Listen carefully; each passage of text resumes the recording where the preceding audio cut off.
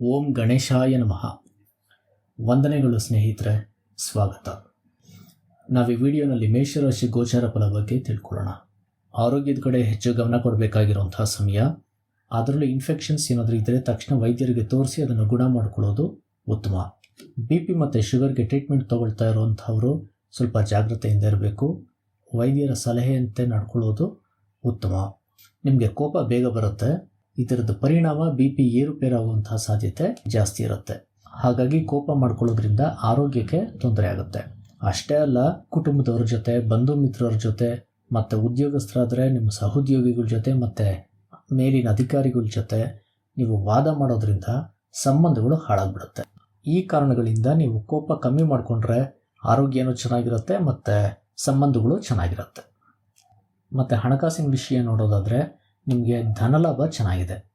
ಉದ್ಯೋಗಸ್ಥರಾದರೆ promotion, salary hike, incentives, bonus ಈ ಎಲ್ಲ ಸುಖ ಇದೆ. ವ್ಯಾಪಾರಸ್ಥರಿಗೂ ವ್ಯಾಪಾರದಿಂದ ಲಾಭ ಇದೆ. ಹಣಕಾಸು ಬರೋದ್ರಲ್ಲಿ ಏನು ತೊಂದರೆ ಕಂಡು ಬರ್ತಾ ಇಲ್ಲ. ಆದರೆ ಶನಿ ಮಹಾನುಭಾವ ಉಚ್ಚ ಸ್ಥಾನದಲ್ಲಿ ಕೂತ್ಕೊಂಡು ನೋಡ್ತಾ ಇದ್ದಾನೆ.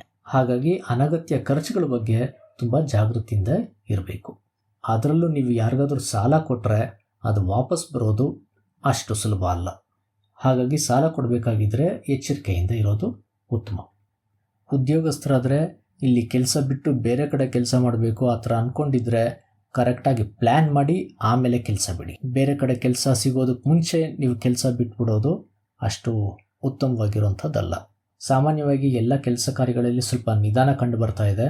ಆದರೆ ಸ್ವಲ್ಪ ಎಫರ್ಟ್ ಜಾಸ್ತಿ ಹಾಕೋದ್ರಿಂದ ನಿಮಗೆ ಲಾಭ ಖಂಡಿತ ಸಿಗುತ್ತೆ. ಹೊಸದಾಗಿ ಕೆಲಸಕ್ಕೋಸ್ಕರ ಪ್ರಯತ್ನ ಪಡ್ತಾ ಇರೋರು ಒಂದು 5-6 ಕಡೆ ಇಂಟರ್ವ್ಯೂ ಅಟೆಂಡ್ ಮಾಡಿರ್ತೀರ, ಕೆಲಸ ಸಿಕ್ಕಿರೋದಿಲ್ಲ. ಹಾಗಾಗಿ ಬೇಜಾರು ಮಾಡ್ಕೊಂಡು ಸುಮ್ಮನೆ ಕೂತ್ಕೊಂಡ್ಬಿಡ್ಬೇಡಿ, ಪ್ರಯತ್ನ ಪಡ್ತಾ ಇರಿ, ಕೆಲಸ ಸಿಗತ್ತೆ.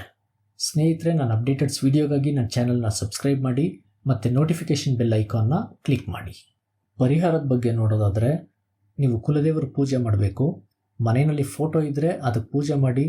ಫೋಟೋ ಇಲ್ಲ ಅಂದರೆ ಮನಸ್ಸಲ್ಲೇ ನೆನೆಸ್ಕೊಂಡು ಕೈ ಮುಗಿರಿ. ಕೊರೋನಾ ವೈರಸ್ದು ಭಯ ಇರೋದ್ರಿಂದ ದೇವಸ್ಥಾನಗಳಿಗೆ ಹೋಗಿ ಅಂತ ನಾನು ಖಂಡಿತ ಹೇಳೋದಿಲ್ಲ.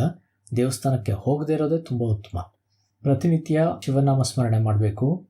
108 ಸಲ ಓಂ ನಮಃ ಶಿವಾಯ ಅಂತ ಜಪ ಮಾಡಬೇಕು. ಮತ್ತು ಆಂಜನೇಯನ ಸ್ಮರಣೆ ಮಾಡಬೇಕು. ಆಂಜನೇಯ ಸ್ವಾಮಿನ ನೆನೆಸ್ಕೊಂಡು ಒಂದು 5 ನಿಮಿಷ ಧ್ಯಾನ ಮಾಡಿ, ಅಂದರೆ ಮೆಡಿಟೇಷನ್.